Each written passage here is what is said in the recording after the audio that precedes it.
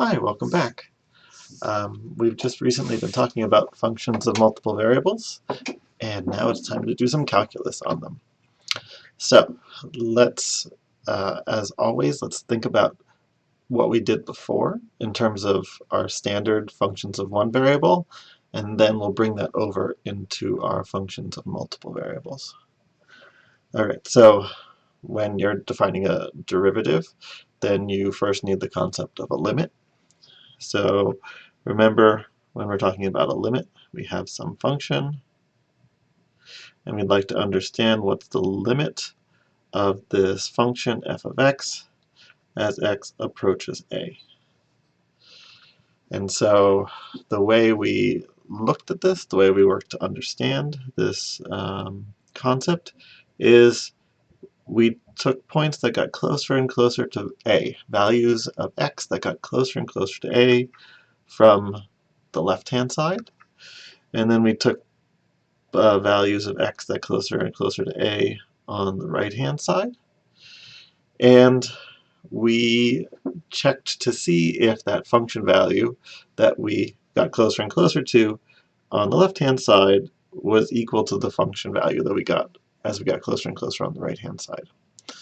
Now, if you remember the types of functions that we had to deal with, sometimes we had functions that were that this limit existed, and sometimes we had functions where maybe they have a jump, or maybe they didn't behave well at all around a. And so we took the limit as we approached from the left-hand side, and from the right-hand side we checked to see if those were equal, and that was one thing that we figured out. We learned about the limit, and soon we'll talk about continuity, just as a heads up. All right, now let's go over to two variables. So functions of several variables. Now, what happens now is that, what do we have? So I can draw a function of two variables. It's harder for me to draw a function of higher variables, but you'll start to see that this is not nearly as simple as in the function of one variable. So we're going to draw our surface here. Right, this is f of xy. It now looks like a surface over a point. Right, we have AB. This up here is f of AB. Right, just like we had over here, we had f of x, and this was f of a. Right, and so maybe the function value doesn't exist there, or maybe this curve is also wacky. But in one variable, we are asking if we approach a in all ways, in all different ways that we could approach a, we wanted to see if the function value was the same.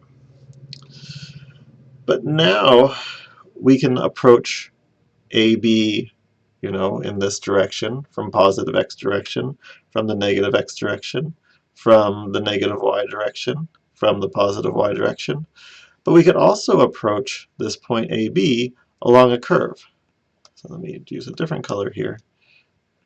So we could approach this function we could approach this point along a curve. And so what that looks like up here on the surface, right, it comes like this, around like this. And if it's a nice surface, then no matter how we get closer and closer to this point, no matter how we get closer and closer to AB, then we get closer and closer to the same point up here on the surface. But if the surface is wacky or has weird things happening there, then it might not be the case that along every single path we get to the same value in f of xy. So when you're thinking about taking these limits, you shouldn't, in one dimension, there's only really two ways that we can come in here. But when we have functions of more than one variable, then there are infinitely different ways in which you could approach the point AB. All right, and so we're going to see some crazy examples of things that you think should have a limit but don't have a limit. We'll see those shortly. But I did think it would be useful for us to talk about the mathematical definition of these limits, just to get our brain cells going, right? As we're saying things are complicated, as we're saying that we have to be careful. Well, when you want to be careful, then it's important to think mathematically about that so that we can define our definition of it. Okay, so um, how do we say that a limit exists of a function?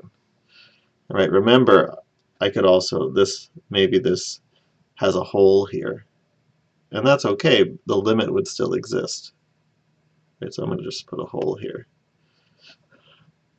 So how can we say that the limit as x approaches a of this function exists?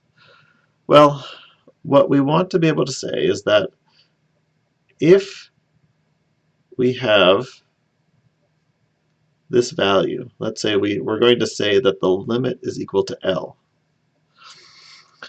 In order for us to say that the limit is equal to L, we need to be able to say that no matter how close we want to be, maybe I'll make that a different color, no matter how close we want to be to our limit, all right, so if we say that this is some epsilon, so L plus epsilon and L minus epsilon.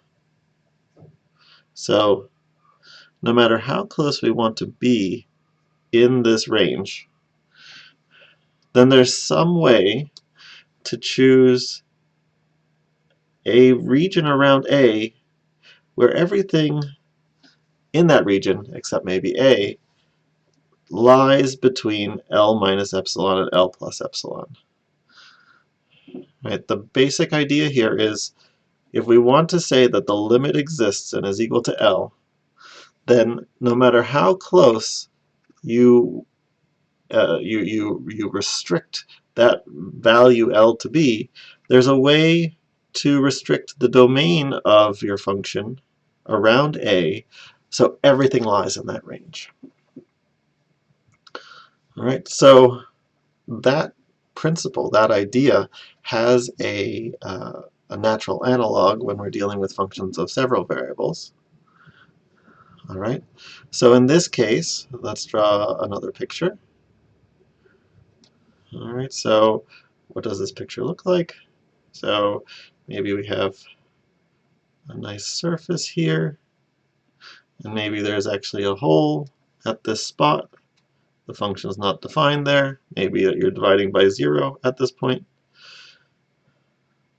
But if we want to say that the limit as x, y approaches ab exists and is equal to L, right? That's what our goal is, that our limit as xy approaches ab of our function is equal to L.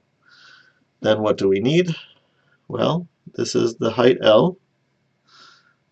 And what we're saying is no matter how close we want to be to L, if we care about L plus epsilon and L minus epsilon, then what's possible to do down here is it's possible to make a small enough ball around AB where all these function values lie in that range. So it's possible to choose a small enough radius, small enough circle, small enough ball around AB where the function value for everything that's in this green circle is between L minus epsilon and L plus epsilon. So no matter how close we want to get to that L value, it's possible to find a small enough space around AB where everything lies in that region. Right? If that's not true, then things can go wacky. So let's see some of that wackiness. I'm going to stop here for now and pick up with the wackiness. All right, see you soon.